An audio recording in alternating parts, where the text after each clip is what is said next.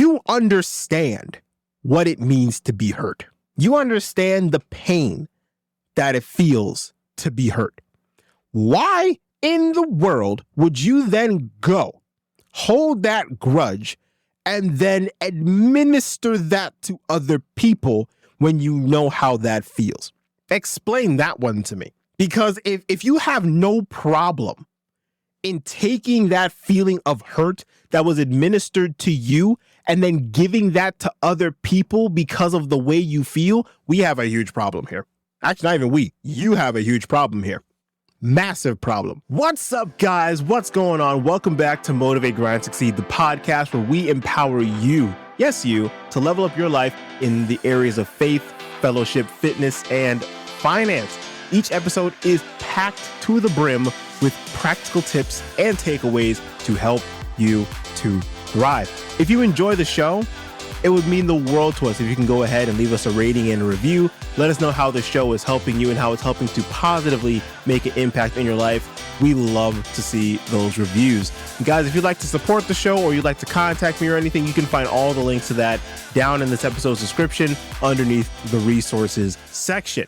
Before we dive into this week's episode, I want to make one big major announcement, and that is that I am proud to say that I now have a brand new coaching program. So what is this program that I'm talking about now? Well, it's called the Foundational Pillars Coaching Program. This is for all my guys out there who are ready to start their self-development and self-improvement journey. Now, I know we talk a lot about high performance habits and the 4 foundational pillars on the show all the time, and I give you a lot of value. And a lot of it is just telling you essentially the what you need to do. And I give you a little bit of the how as well. But for people who want that next step and want to know, okay, well, I understand how to do this, but now I need some extra assistance in actually applying these things, or I need someone to help me in my specific situation to be able to get to that next step, or just to be able to just start on my journey. That's what I'm here for, guys. And that's what the Foundational Pillars Coaching Program is here to help you to do. I'm looking for guys right now, Millennial and Gen Z men. That's what the program is currently aimed at. So if you're between the ages of like 18 to like 35-ish, right around that kind of age group, you're already in the right spot. If you also need some help getting clarity on your goals, that's what we're here for. In the coaching program, we go ahead and we go through that. We spend a good amount of time trying to really get some clarity on your goals and figure out what in the world it is you want to do and why you actually want to do that. So that way, before we proceed to the next step, which is to create a step-by-step action plan for you to go ahead and start achieving some tangible results towards that goal, we want to make sure you're perfectly clear on your goal first. So again, in the coaching program, we go through getting clarity on your goals. We go through making sure you have an action plan step-by-step for your specific situation to make sure that we're actually going to start seeing some tangible results. And last but not least, throughout the entire process, what do I always preach on the show? Accountability. And I'm going to be there every step of the way to make sure you're accountable. If you want to wake up at 5 a.m., I'm going to be texting you, letting you know, hey, did you wake up at 5 a.m. or not? I'm going to be there to hold you accountable.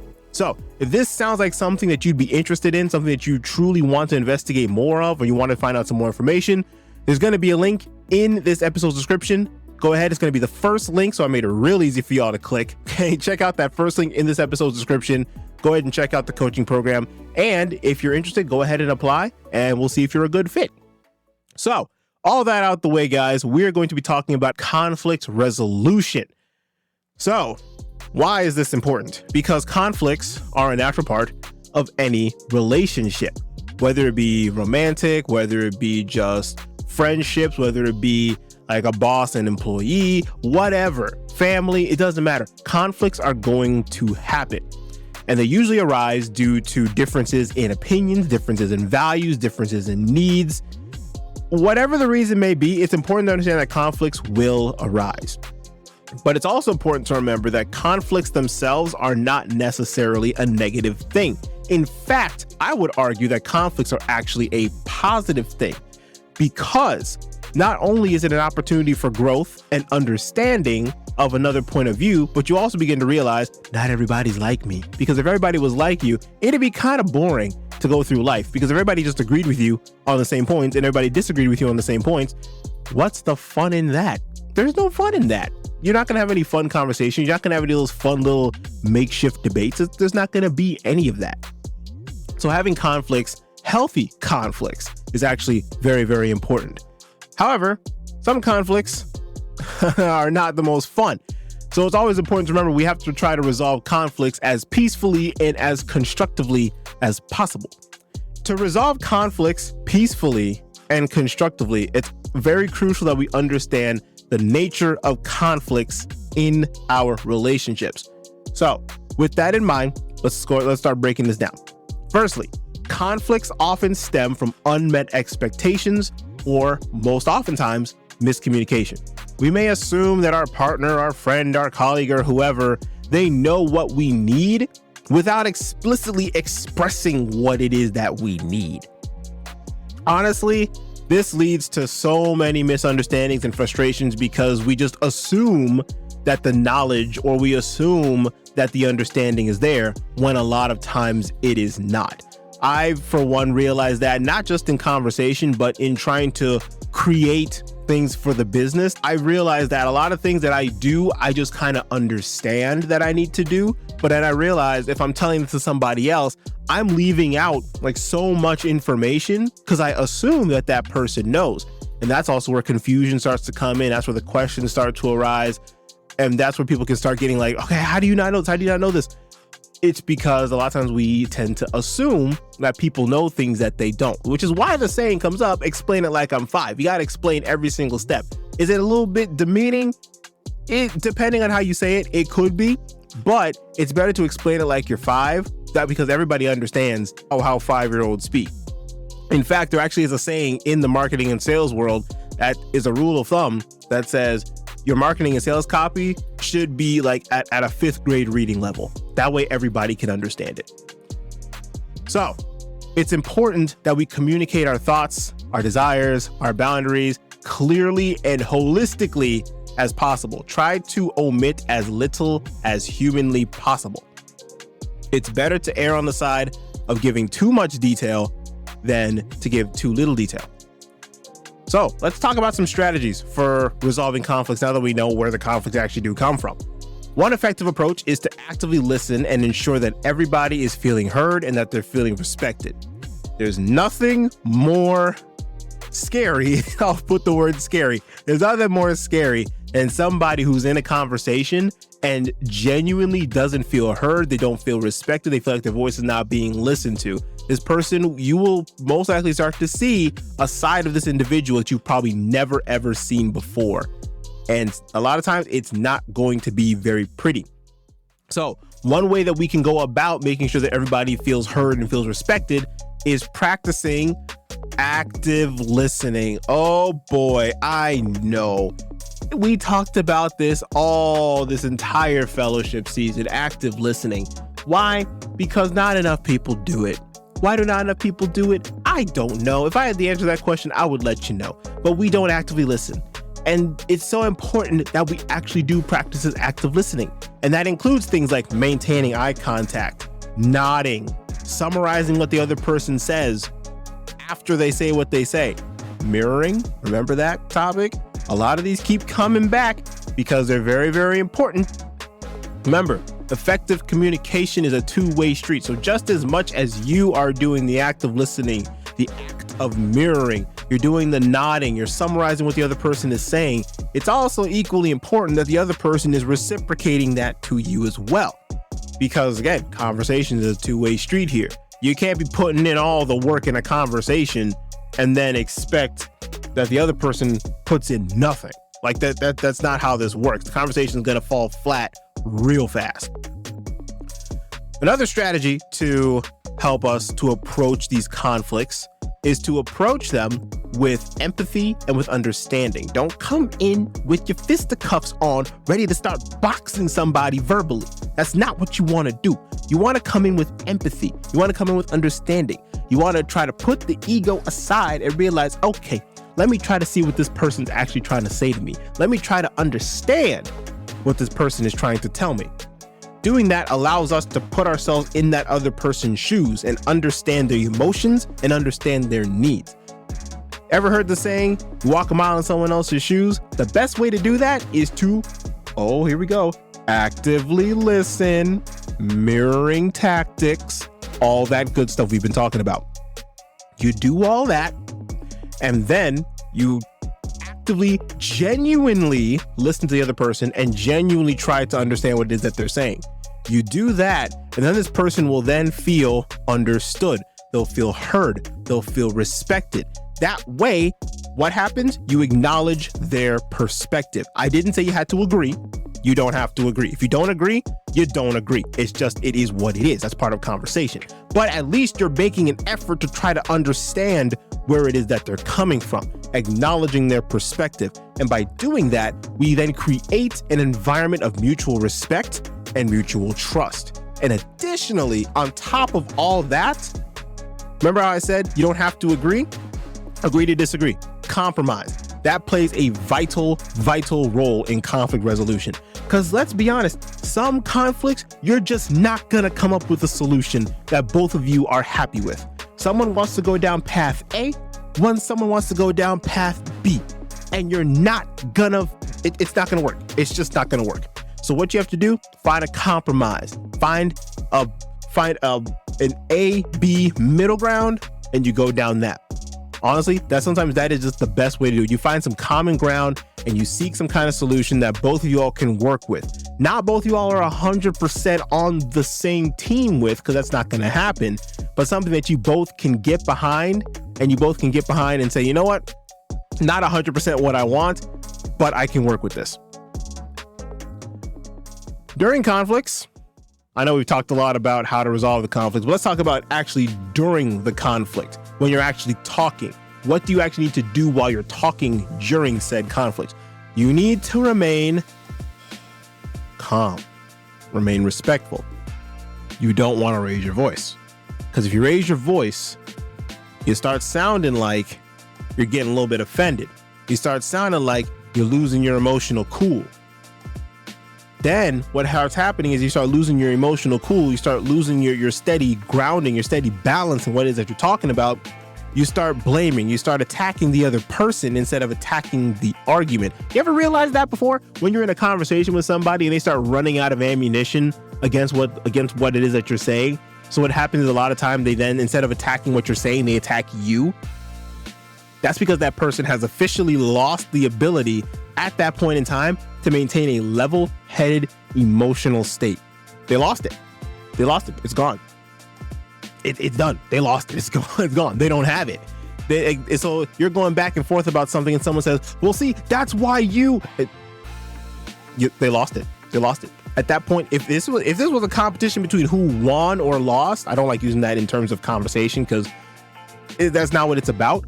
But for the sake of this example, let's say if you won or lost to said conversation, that person, quote unquote, lost that conversation because now they're getting to their emotions. They're not thinking logically any longer from the moment they start attacking you specifically. So what you want to do is maintain level-headed. And by doing that, we can avoid blaming and we can avoid attacking the other person and continue to focus on working on not necessarily attacking, but addressing what it is the person said versus the actual person. Does that make sense? If you get too much into your emotions, like I said, this will escalate tensions and this will completely kill, at worst, this will completely kill any potential for a resolution process. So what you want to do is instead of attacking the person, you want to use I statements. Instead of saying you did. No. That's not what you want to do. Instead of saying you want to say I. Here's an example. Instead of, if you're going back and forth in something, and then instead of saying something like, oh, whatever you talk, you always make me feel like I'm being ignored. You don't let me finish. That's not what you say. You want to say calmly, coolly, and collectively switch it to an I statement. Say something like, I feel very ignored when I do not receive a response to my messages. I do not feel respected or appreciated when it is that you cut me off in conversation. Could you please not do that anymore? See how much easier that was? You told the person, hey, I have a boundary.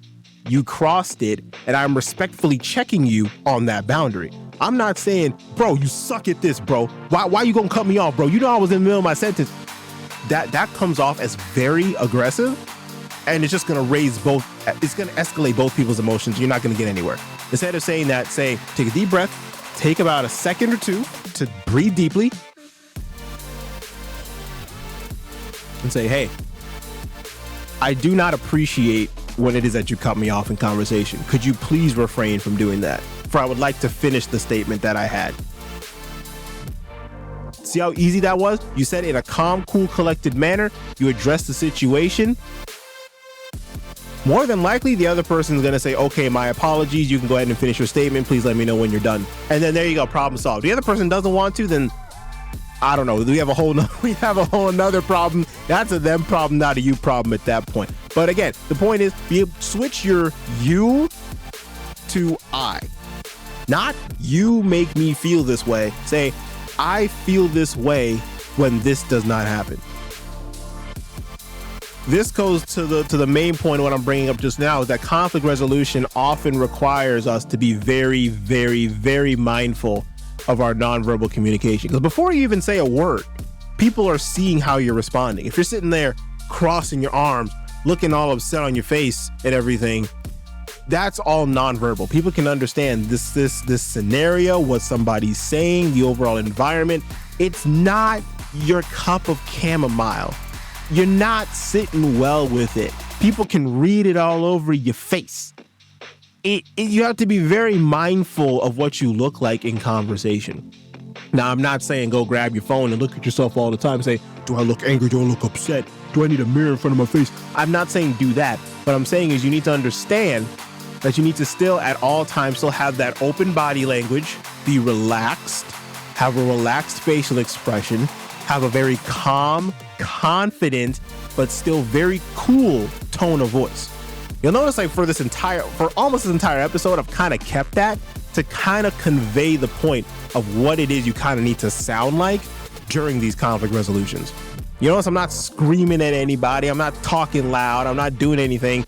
I'm mindfully trying to slow down what it is that I'm saying and really enunciate my words and say them with such conviction, with timed pauses and eye contact and everything, that way I'm conveying through what it is that I'm saying and my nonverbal communication that I mean what I say. I'm confident in what I say. And you want to have that same exact body language, that same exact tonality when you speak, that same exact aura when you're in a conflict resolution phase. Make sure, like I said, you keep an open body language. Make sure you keep a relaxed facial expression. Don't be clenching your fist. Don't be trying to tap your foot or anything. Relaxed, calm, cool. How do we do that? Deep breaths. And remember, not everybody's like you. Not everybody's going to see your exact point of view. We were made different for a reason. This is part of life. Finally, I'm going to leave you guys with this. Sometimes, while we wish and pray conflicts could be resolved, not all of them are going to be resolved. It is what it is. It is what it is. So the important thing is, you all are all going to hate me for this. And quite frankly, I don't really care, because it's what we got to do. It's the best way that I found to get rid of these grudges, and that is to practice forgiveness. Oh, bro, you know what he did to me back in the day? No, I don't. And quite frankly, it doesn't really matter. Because the way I see it is this. The person may have hurt you. They may have said something bad about you. They may have even caused you physical harm. The way I see it, are you dead? Really? That's what the question you gotta ask? Yes, are you dead? Obviously, if you're listening to my voice right now, chances are you're not dead. Which means that instance that you had is supposed to be treated as a learning lesson for you to not go out and do. What do you mean by that? I don't know what you mean by that. Can you explain that to me some more? Of course I can. If someone went up and hurt you, you understand what it means to be hurt. You understand the pain that it feels to be hurt. Why in the world would you then go, hold that grudge, and then administer that to other people when you know how that feels? Explain that one to me. Because if you have no problem in taking that feeling of hurt that was administered to you and then giving that to other people because of the way you feel, we have a huge problem here.